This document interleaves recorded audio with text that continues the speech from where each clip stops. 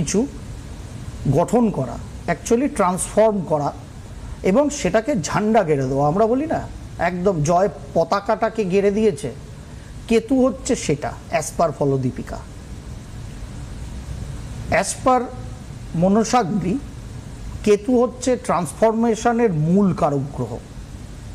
আর বৃহৎ সংহিতায় বরাহমিহির বলেছেন যে মঘা নক্ষত্র, যেটা কিনা রুল করে আমাদের, মানে যার মূল আকর হচ্ছেন আমাদের পিতৃপুরুষগণ, এই মঘা নক্ষত্রে যখনই কোনো ক্রূর গ্রহ ট্রানজিট করে তখন যা ব্যবস্থাপনা ব্যক্তি স্বার্থ নিহিত করে কিংবা নেগেটিভিটিকে পরিচালনার মাধ্যমে যা কিছু করা হয় সেটা তছনছ হয়।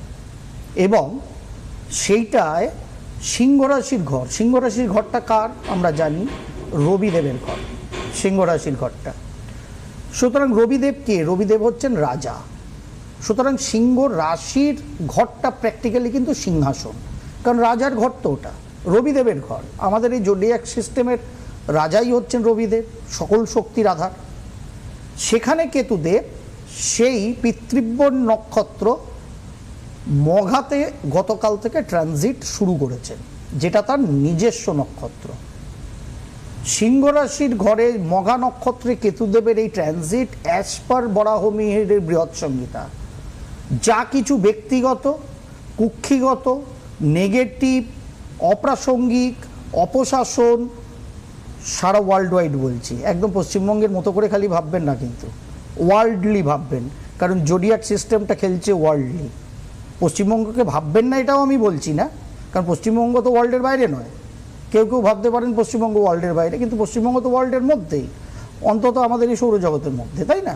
সুতরাং কেতু যখনই সিংহ রাশির ঘরে, সিংহাসনের ঘরে, রবিদেবের ঘরে নিজের নক্ষত্রে যাচ্ছে, তখনই যা কিছু নেগেটিভ, যা কিছু কি বলবো আমি, উচ্ছৃঙ্খল, সব কিছুকে ছত্রাখান করে আলটিমেট পিতৃপুরুষের যে প্রচলিত পন্থা পদ্ধতি, যেটার আকর, যেটার শক্তি নিয়ে সাধারণভাবে আমরা বংশানুক্রমিকভাবে চলি, কখনো ওই পিতৃপুরুষের নেগেটিভিটি যদি আমাদের আসে তাহলে সেটা পিতৃদোষ হিসাবে আসে।